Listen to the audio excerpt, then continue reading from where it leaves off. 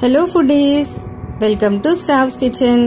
నేను ఈరోజు మీకు స్టఫ్డ్ బ్రింజాల్ ఫ్రై ఎలా చేసుకోవాలో చెప్పబోతున్నాను. దీనికోసం ముందుగా పల్లీలు, మినపప్పు, శనగపప్పు, నువ్వులు, ధనియాలు, జీలకర్ర, వెల్లుల్లిపాయ, ఎండుమిరపకాయలు ఇవన్నీ ముందుగా రెడీగా పెట్టుకోవాలండి.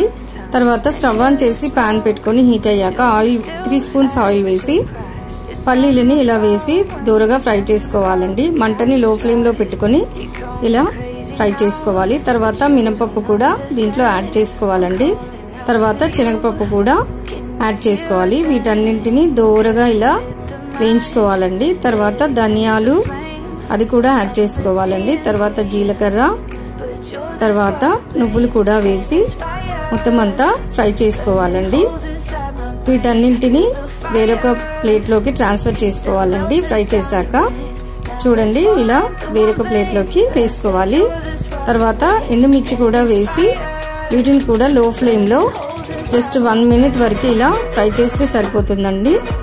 1 మినిట్ చాలండి. తర్వాత వీటిని కూడా వేరొక ప్లేట్లోకి ఇలా ట్రాన్స్ఫర్ చేసుకోవాలండి. చూడండి వీటన్నింటినీ ఒక ప్లేట్లో వేసుకొని బాగా చల్లారనివ్వాలండి.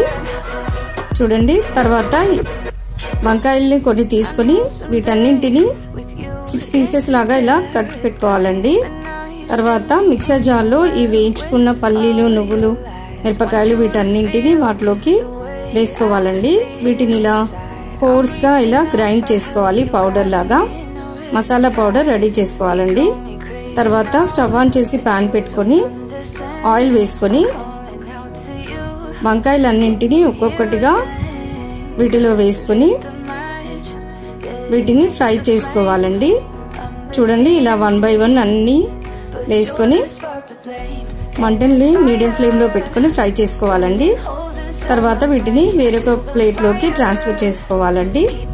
చూడండి ఇలా వేగాలండి. వంకాయలు ఇలా వేగితే సరిపోతుంది. చూడండి ఇలా వేయించుకోవాలండి. వంకాయల్ని 80% వరకు ఇక్కడే ఫ్రై అయిపోవాలండి. తర్వాత చల్లారాక వీటిలో మసాలా పౌడర్ని స్టఫ్ చేసుకోవాలండి. 1 బై 1 ఒక్కొక్కటిగా ఇలా స్టఫ్ చేసుకుని పక్కన పెట్టుకోవాలండి. చూడండి ఇలా వీటన్నింటినీ స్టఫ్ చేసుకుని పక్కన ఉంచుకోవాలి.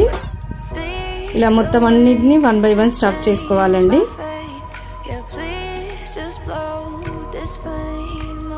తర్వాత స్టవ్ ఆన్ చేసుకుని పాన్ పెట్టుకుని ఆయిల్ వేసి ఎండుమిర్చి, పచ్చిమిర్చి, కరివేపాకు, లైట్గా పసుపు వేసుకొని ఫ్రై అయ్యాక తర్వాత ఈ వంకాయలన్నింటినీ 1 బై 1 నెమ్మదిగా ఇలా ఈ ప్యాన్లో పేర్చుకోవాలండి. ఇలా 1 బై 1 ఇలా ప్యాన్లో పెట్టి ఫ్రై చేసుకోవాలండి. మీడియం ఫ్లేమ్లో పెట్టుకొని వీటిని ఫ్రై చేయాలండి. చూడండి ఇలా వీటిని ఫ్రై చేసుకోవాలండి. వీటిని 5 మినిట్స్ ఫ్రై చేస్తే సరిపోతుందండి.